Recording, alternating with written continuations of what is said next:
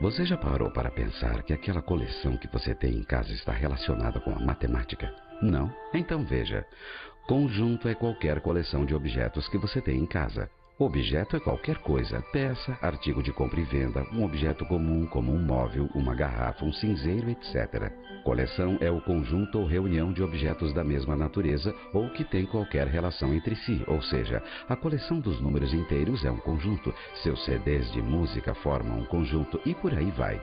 Cada objeto que é qualquer coisa, peça, artigo de compra e venda, um objeto comum como um móvel, uma garrafa, um cinzeiro, etc., de um conjunto que é qualquer coleção de objetos que você tenha em casa é chamado de elemento, ou seja, cada uma das letras do alfabeto é um elemento do conjunto alfabeto. Cada CD da sua coleção é um elemento do conjunto CD. Objeto, coleção, elemento. Tudo isso forma um conjunto da matemática. Olá, turminha. Meu nome é Feres. Vamos trabalhar juntos a parte inicial da matemática que chamamos álgebra. A aula de hoje vamos abordar lógica, conjuntos e intervalos. Vamos ver a importância da matemática em todas as outras ciências. Como já ouviram muitas vezes, a matemática é a rainha das ciências. E a lógica está intimamente ligada à matemática. Muitos confundem a lógica com a matemática, de tão ligadas que estão. E a lógica, ela deu o embasamento para o avanço da tecnologia. Se não fosse a lógica, por exemplo, vocês não poderiam estar me vendo aí através da televisão ou através do monitor. Vocês estão me vendo graças à lógica. E claro, graças a Deus.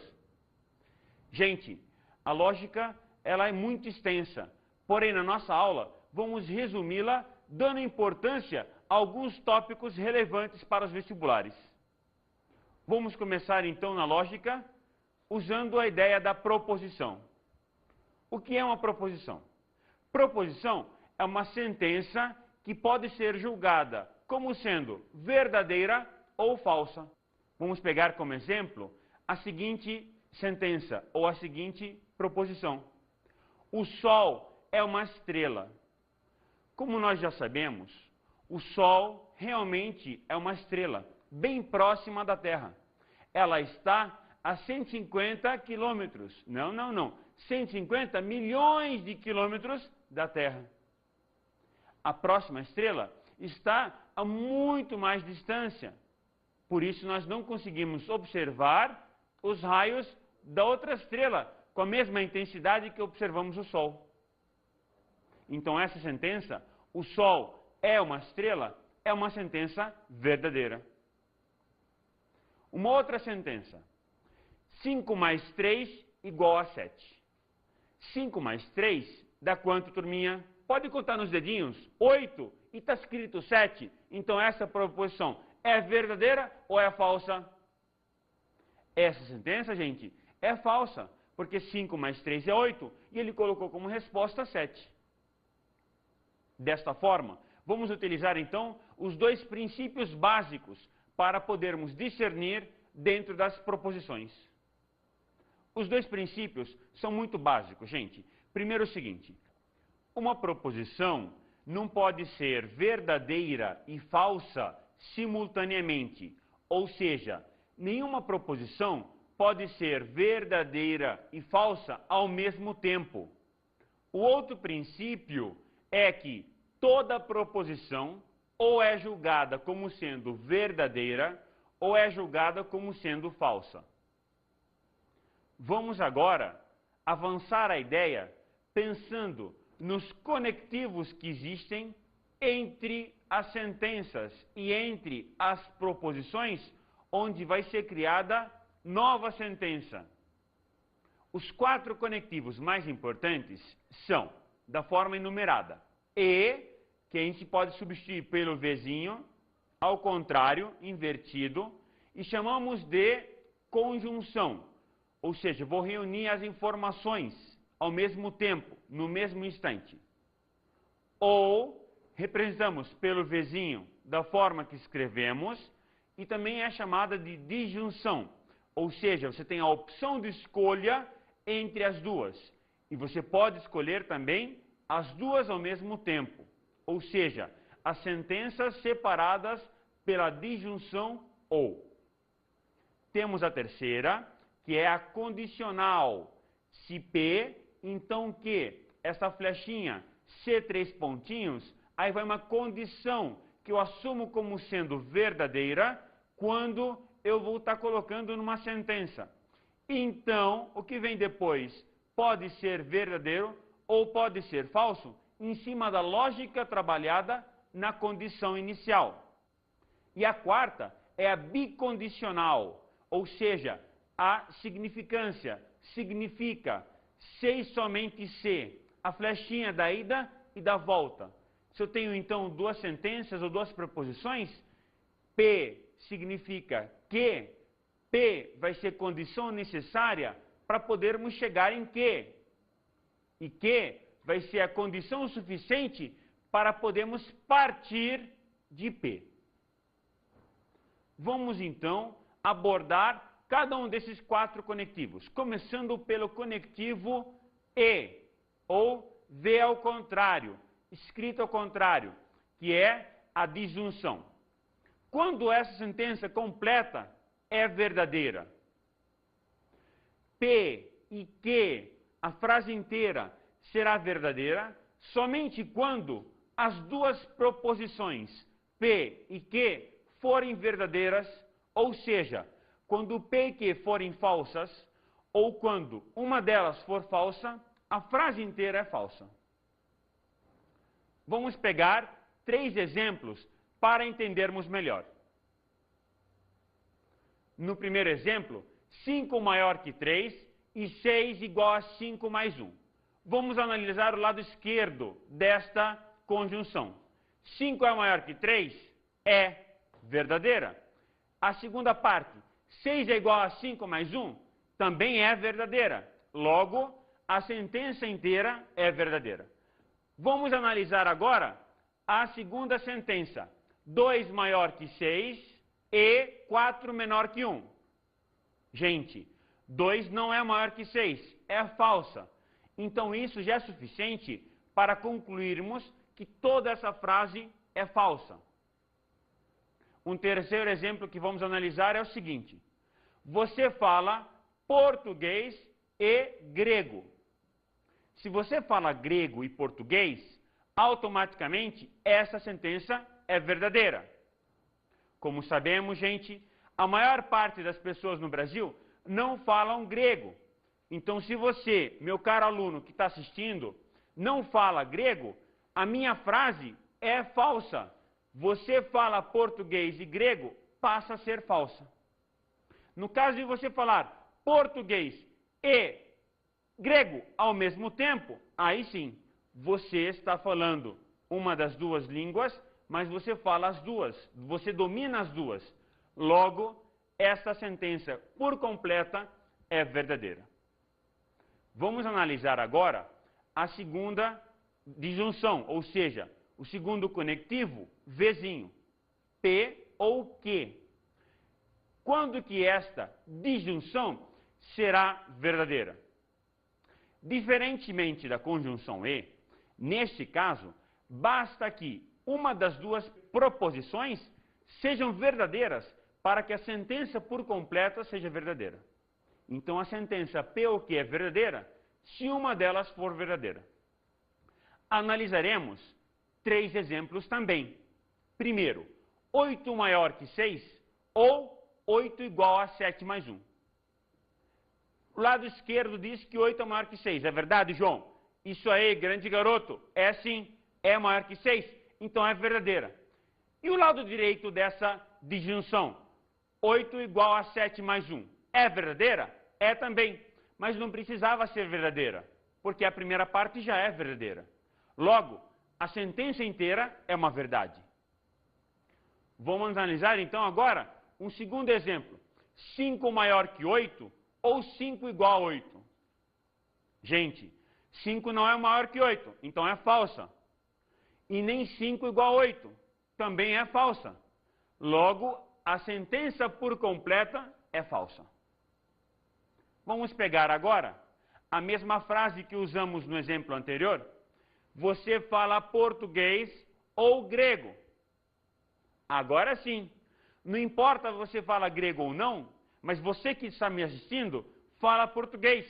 Logo, essa sentença é verdadeira. Ou seja, quando eu uso ou, automaticamente basta que uma delas seja verdadeira para que a sentença por completa seja verdadeira. Um outro exemplo agora, em cima do próximo conectivo, o condicional. P, então que?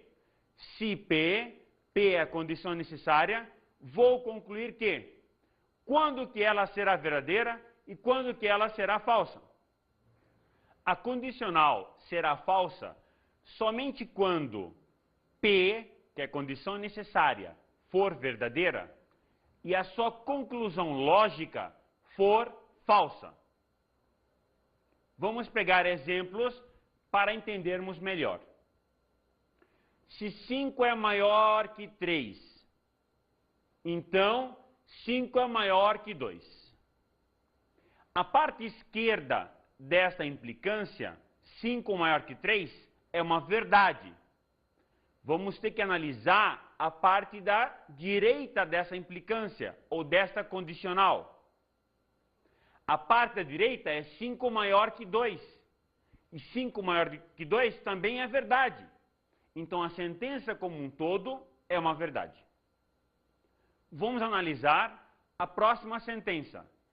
5 maior que 3 implica em 5 ser maior que 6. Gente, 5 maior que 3 é uma pura verdade. Porém, 5 nunca vai ser maior que 6. Logo, está implicando numa coisa falsa. Então, ela vai ser falsa. Um outro exemplo que eu posso pegar é o seguinte. Se eu tenho um número qualquer maior que 4, será que esse número qualquer maior que 4 é maior que 5? Se eu tenho um número maior que 4, automaticamente, nem sempre ele vai ser maior que 5. Então é falsa essa afirmação. Se eu pegar agora e dizer, eu tenho um número qualquer maior que 4, então esse número certamente é maior que 3. Com certeza, se esse número é maior que 4, ele é maior do que qualquer número menor que 4.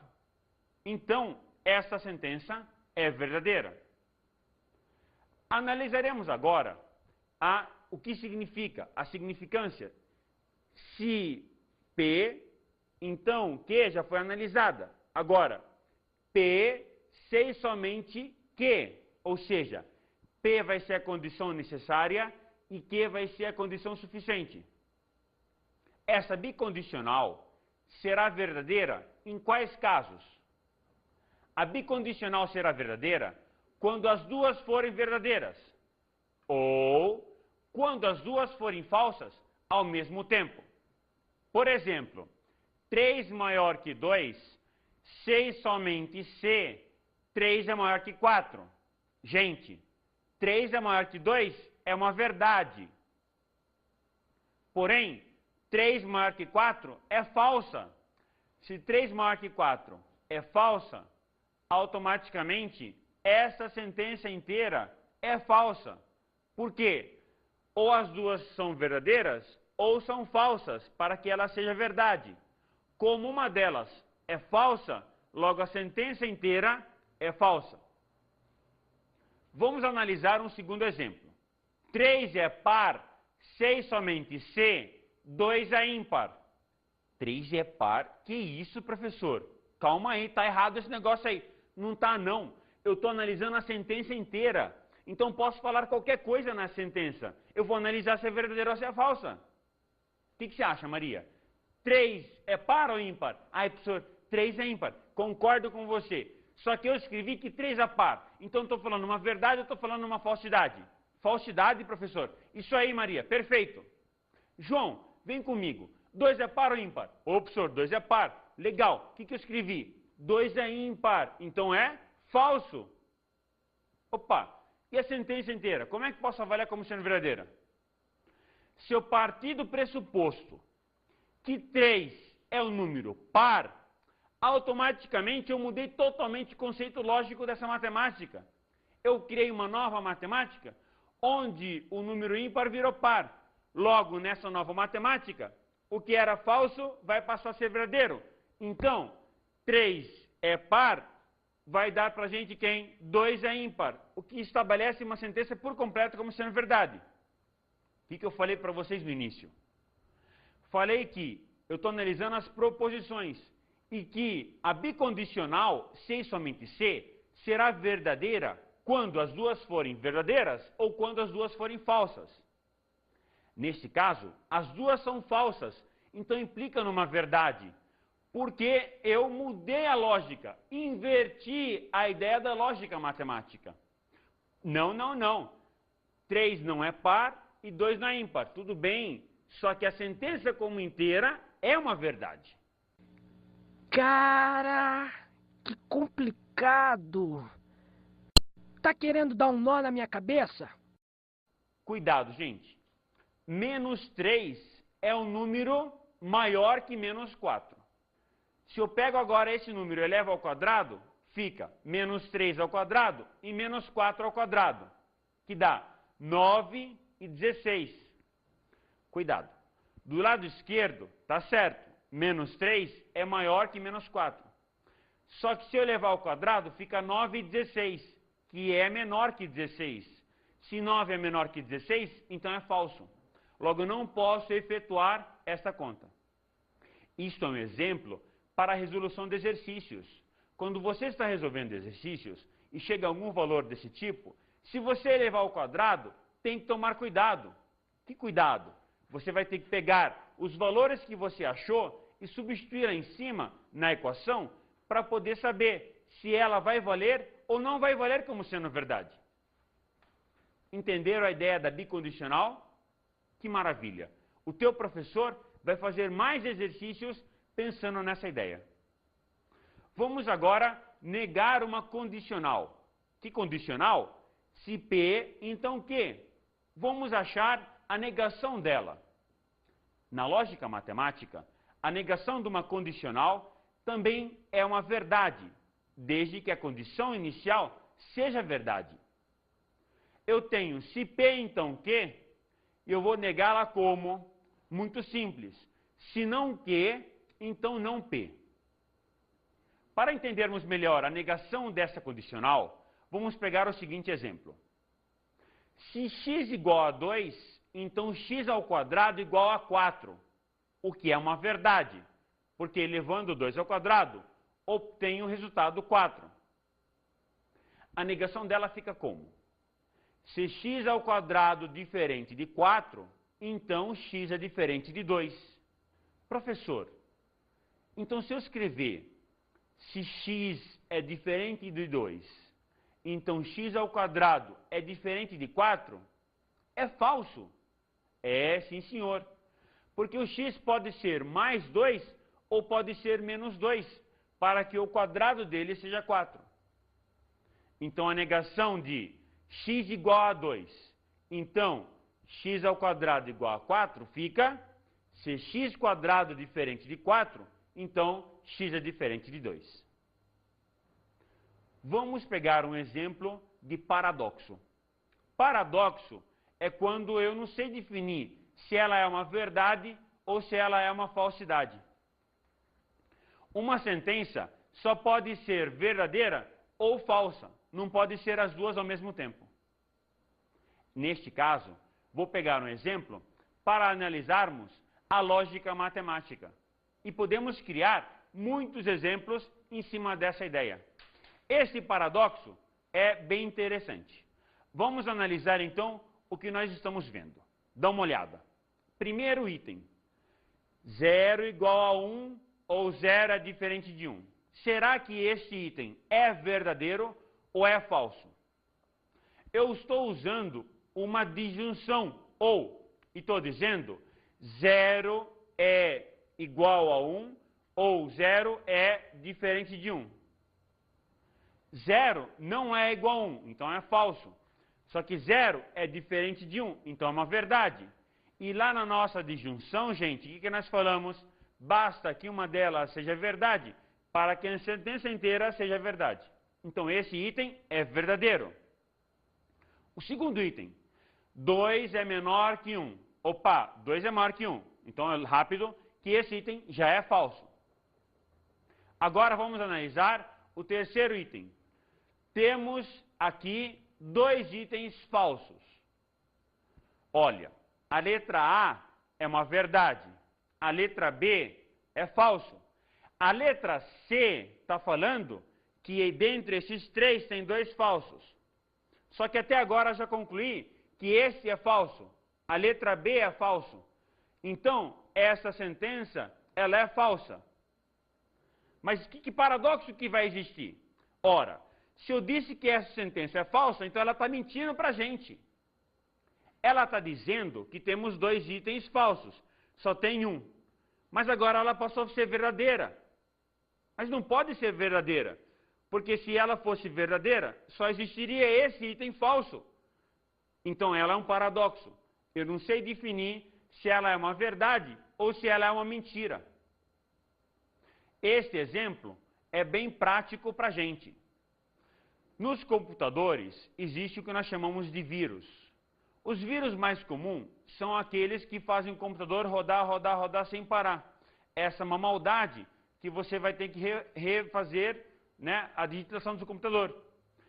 Esse loop que a gente chama do vírus acontece justamente nessa ideia do paradoxo. O computador, ele vai dar a resposta na verdade ou na falsidade. Quando cai num paradoxo, ele não sabe definir se é uma verdade ou se é uma mentira. Então ele começa a rotacionar sem parar, justamente numa ideia tipo essa.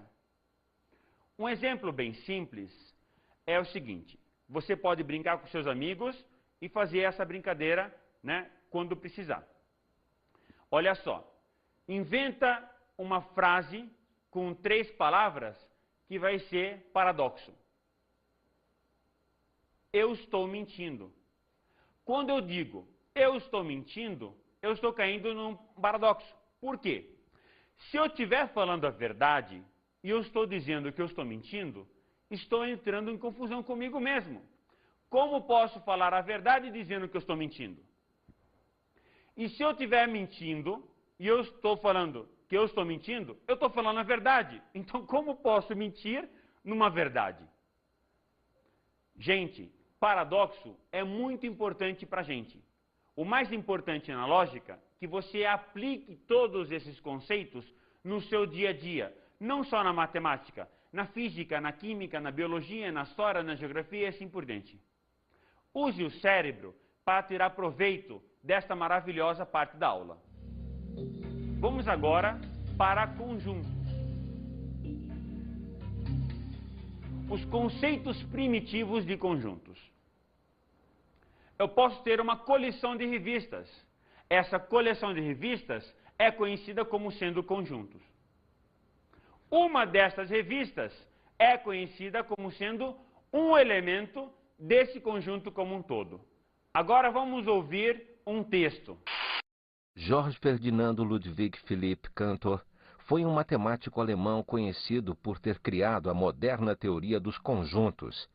É a partir desta teoria que chegou ao conceito de número transfinito, incluindo as classes numéricas dos cardinais e ordinais, estabelecendo a diferença entre estes 2 conceitos que colocam novos problemas quando se referem a conjuntos infinitos. Cantor fez a distinção entre grupos numeráveis e grupos contínuos. Provou que o conjunto dos números racionais Q é numerável, enquanto que o conjunto dos números reais, IR, é contínuo, logo maior que o anterior. Em 1897, Cantor descobriu vários paradoxos suscitados pela teoria dos conjuntos. Foi ele que utilizou pela primeira vez o símbolo IR para representar o conjunto dos números reais. Os matemáticos modernos aceitaram plenamente o trabalho desenvolvido por Cantor na sua teoria dos conjuntos, reconhecendo-a como uma mudança de paradigma da maior importância. Então, nosso querido Cantor, há 100 e poucos anos atrás, ele classificou os conjuntos para quê? Para encher a gente ou para ajudar a gente e facilitar a nossa vida? Como nós falamos para vocês, a matemática é a rainha das ciências. Então ela tem que ser o quê? Ela tem que ser o guia desse comboio, que são as ciências. Então precisamos classificar os números em conjuntos distintos entre si, que possam ter alguns elementos em comum. Vamos então pensar da mesma forma que Cantor pensou, para podermos reunir esses conjuntos. Olha só, vamos começar com o conjunto dos números naturais. Os números naturais começam com a letra N. Então vamos representar este conjunto com a letra N.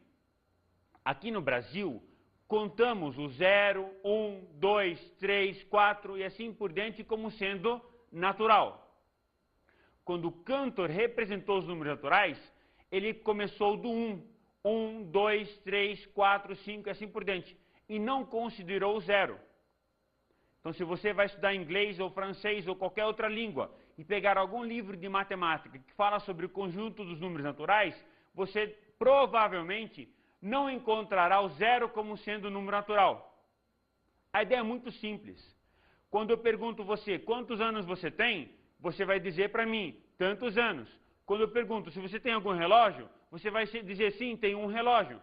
Porém, se você não tiver relógio, o que você fala? Não tenho relógio. Ou você fala, tenho 0 relógio. Não, não é natural falar 0.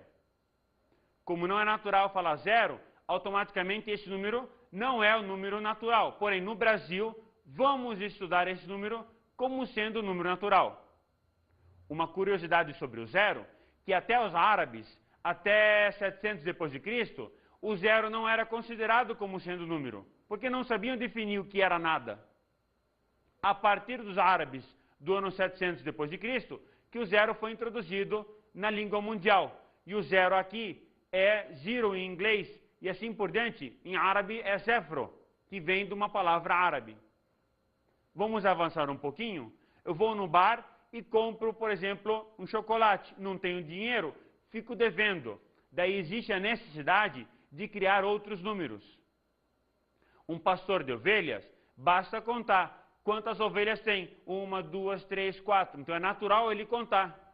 Agora começou a existir o comércio, então começou a ter a necessidade de trabalhar os números negativos. Os números negativos, menos 4, menos 3, menos 2, menos 1, 0, 1, 2, 3, 4 e assim por diante. Todos esses são números negativos e positivos. Negativos ou positivos, e tem o 0, que não é nem negativo, não é nem positivo. Todo esse conjunto é chamado como sendo o conjunto dos inteiros. Professor, por que eu represento com Z o conjunto dos inteiros? É muito simples. Porque o Cantor, sendo ele alemão, automaticamente vai usar a letra dele. Z de Zahl. Zahl em alemão significa integer em inglês, que significa inteiro em português. Agora, essa mesma pessoa que foi no bar era milionária, é muito rica. Deveu aquele dia, foi lá e pagou. Morreu e deixou a herança para os filhos. Se deixou a herança para os filhos, vai ter que dividir essa herança, vai dividir o que ela deixou para os filhos no número dos filhos. Por 2, ou por 3, ou por 4, ou por 5, ou por 6, ou por 7, conforme a quantidade de filhos que ela vai ter. Então a herança fez com que os matemáticos tivessem que raciocinar um pouco mais para chegar no número que vai ser escrito na forma de uma razão. Esse número escrito na forma de razão vai ser chamado como sendo conjunto dos números racionais. O que é um número racional? O número racional é um número que pode ser escrito na forma da razão entre dois números inteiros. Qualquer número racional é escrito na forma de uma razão. Inclusive o 0, que é um número racional. 0 dividido por 5, ou 0 dividido por 7, e assim por diante. Vamos então agora estudar o conjunto dos números naturais, inteiros e racionais no mesmo gráfico. Todo número natural é o número inteiro. E todo número inteiro é um número racional. Logo, o conjunto dos naturais está incluso dentro dos conjuntos dos inteiros, e o conjunto dos inteiros está incluso dentro do conjunto dos números racionais. E a dízima periódica? Será que a dízima periódica é um número racional? Toda dízima periódica pode ser escrita na forma de uma razão. Vamos verificar o seguinte exemplo. Se eu tenho P igual a 6,888888 3 pontinhos, esses 3 pontinhos significa que o 8 vai embora, não para mais. Ou seja, temos infinitos 8 depois dessa vírgula. Então, esse número é racional ou não é racional? Como nós percebemos, o 8 repetiu. Então, eu digo que essa dízima é periódica. Ela tem um período. Posso analisar como sendo 8, ou 88, ou 888, e assim por diante. Analisando essa dízima periódica como sendo 6,888, e tomando o 8 como sendo um período só, de um número só, eu vou poder calcular esse P. Vamos multiplicar esse número por 10. Então vai ficar 68,88883 pontinhos. E vamos subtrair do P igual a 6,8888. Quando eu subtraio os dois, vai ficar como? Vai ficar 9P do lado esquerdo igual a 62 do lado direito. Não consigo simplificar, porque o 9 é múltiplo de 3 e o 62 não é múltiplo de 3. Não vou conseguir simplificar, então vou dividir. Fica 62 sobre 9, que é uma razão. Esse número, então, é um número racional. Qual é o menor número inteiro positivo? É o número 1, claro. Qual é o menor número racional positivo? Esse eu não sei. Você não vai conseguir saber quem que é o menor número racional, justamente porque esse conjunto ele é ilimitado. Você não consegue saber quem que é o próximo. Vamos agora ampliar os nossos horizontes e trabalhar com os números irracionais. Todos os números irracionais são todos os números dízima periódica que não tem período, ou seja, dízima não periódica. Melhor dizendo, toda dízima não periódica é um número irracional. E a recíproca é verdadeira. Todo número irracional é uma dízima não periódica. Como exemplo, podemos pegar o π, que nós conhecemos como sendo 3,1415, etc. e tal. E podemos também pegar o raiz de 2, que é 1,41 e assim por diante. Vamos então agora compreender a união de todos esses conjuntos, os naturais, os inteiros, os racionais e os irracionais. O que Cantor fez foi juntar todos eles num conjunto só, chamado conjunto dos reais, conjunto dos números reais, que engloba tanto o racional quanto o irracional. Colocando todos eles no mesmo gráfico, antes já vimos que os naturais está contido nos inteiros, que está contido nos racionais, que é diferente dos irracionais. E a união de todos eles é o que nós chamamos de conjunto dos reais. Você sabia que x igual 0,999993 pontinhos é igual a 1? Vamos calcular então o valor de 0,9993 pontinhos? Há alguns anos atrás, o governo brasileiro colocou na prova para os professores, no que nós chamamos do provão do MEC, essa pergunta. E muitos professores, mais de 50% deles, não sabiam que 0,9993 pontinhos é igual a 1. O cálculo é bem simples. Multiplica por 10 e subtrai. Automaticamente fica 9x igual a 9. Simplificando os dois, a resposta vai ser 1. Vamos então agora ouvir as dicas para os seus estudos.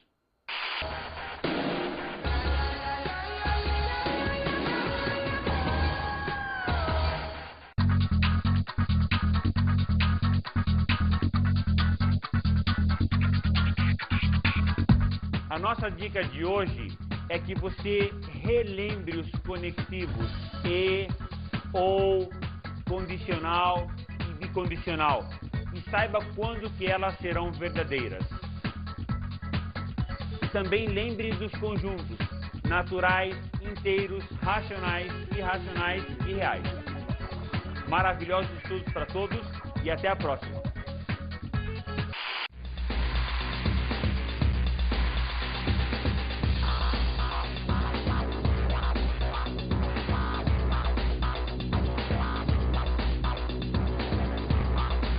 Na aula de hoje estudamos a lógica, os conjuntos e os intervalos. Observamos os conjuntos. Os conjuntos que nós vimos mais importantes são os conjuntos classificados pelos números naturais, inteiros, racionais, irracionais e reais. E falamos sobre a lógica. A lógica está inteiramente ligada na nossa vida do dia a dia. Vale a pena você revisar tudo que nós vimos. E, ou, condicional, se então, se somente se, que é bicondicional. E a negação da condicional. Bons estudos!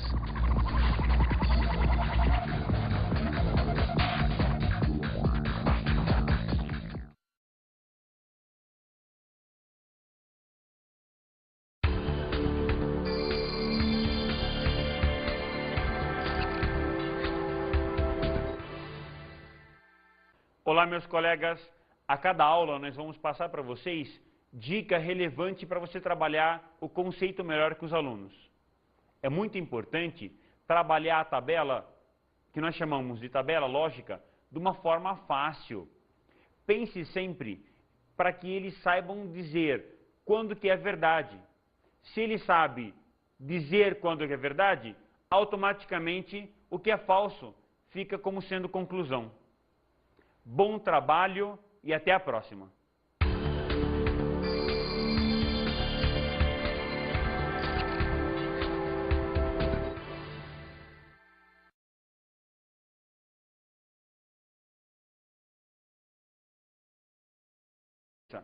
Então, o que vem depois pode ser verdadeiro ou pode ser falso em cima da lógica trabalhada na condição inicial.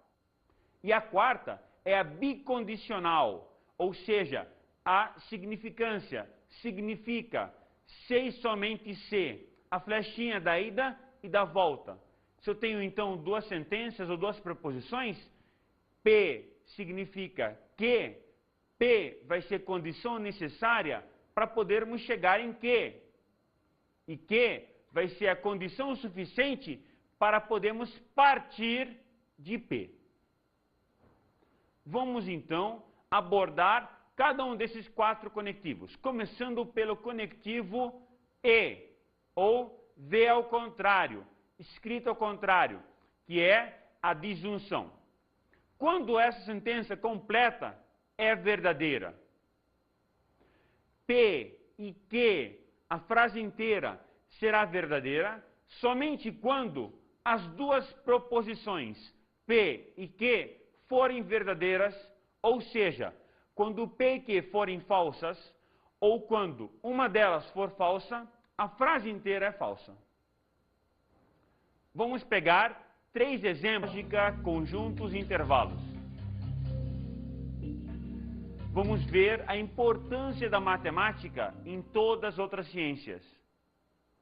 Como já ouviram muitas vezes, a matemática é a rainha das ciências. E a lógica está intimamente ligada à matemática. Muitos confundem a lógica com a matemática, de tão ligadas que estão. E a lógica, ela deu o embasamento para o avanço da tecnologia. Se não fosse a lógica, por exemplo, vocês não poderiam estar me vendo aí através da televisão ou através do monitor. Vocês estão me vendo graças à lógica. E claro, graças a Deus. Gente, a lógica, ela é muito extensa. Porém, na nossa aula, vamos resumi-la dando importância a alguns tópicos relevantes para os vestibulares. Vamos começar então na lógica, usando a ideia da proposição. O que é uma proposição? Proposição é uma sentença que pode ser julgada como sendo verdadeira ou falsa. Vamos pegar como exemplo a seguinte sentença ou a seguinte proposição. o Sol é uma estrela. Como nós já sabemos, o Sol realmente é uma estrela, bem próxima da Terra.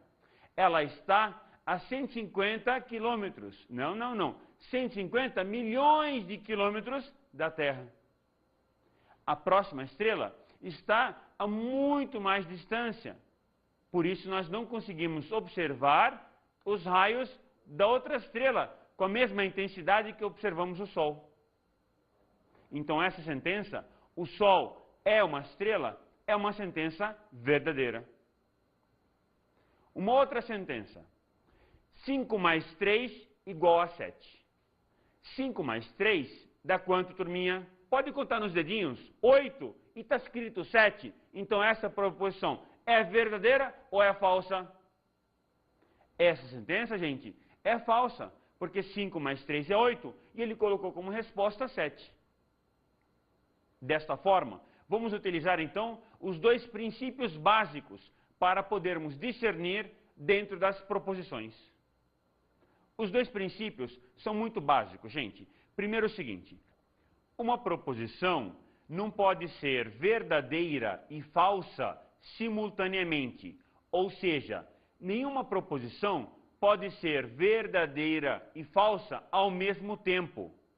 O outro princípio é que toda proposição ou é julgada como sendo verdadeira ou é julgada como sendo falsa. Vamos agora avançar a ideia pensando nos conectivos que existem entre as sentenças e entre as proposições, onde vai ser criada nova sentença. Os 4 conectivos mais importantes são, da forma enumerada, e, que a gente pode substituir pelo Vzinho, ao contrário, invertido, e chamamos de conjunção. Ou seja, vou reunir as informações ao mesmo tempo, no mesmo instante. Ou representamos pelo Vzinho da forma que escrevemos e também é chamada de disjunção. Ou seja, você tem a opção de escolha entre as duas. E você pode escolher também as duas ao mesmo tempo. Ou seja, as sentenças separadas pela disjunção ou. Temos a terceira, que é a condicional. Se P, então Q. Essa flechinha, C 3 pontinhos, aí vai uma condição que eu assumo como sendo verdadeira quando eu vou estar colocando numa sentença.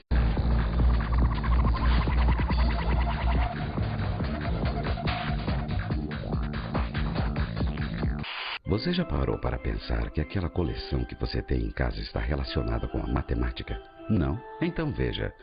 Conjunto é qualquer coleção de objetos que você tem em casa. Objeto é qualquer coisa, peça, artigo de compra e venda, um objeto comum como um móvel, uma garrafa, um cinzeiro, etc. Coleção é o conjunto ou reunião de objetos da mesma natureza ou que tem qualquer relação entre si, ou seja, a coleção dos números inteiros é um conjunto, seus CDs de música formam um conjunto e por aí vai. Cada objeto que é qualquer coisa, peça, artigo de compra e venda, um objeto comum como um móvel, uma garrafa, um cinzeiro, etc. de um conjunto que é qualquer coleção de objetos que você tenha em casa é chamado de elemento. Ou seja, cada uma das letras do alfabeto é um elemento do conjunto alfabeto. Cada CD da sua coleção é um elemento do conjunto CD. Objeto, coleção, elemento. Tudo isso forma um conjunto da matemática.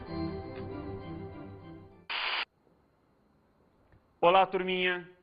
Meu nome é Feres. Vamos trabalhar juntos a parte inicial da matemática que chamamos álgebra. A aula de hoje vamos abordar lógica.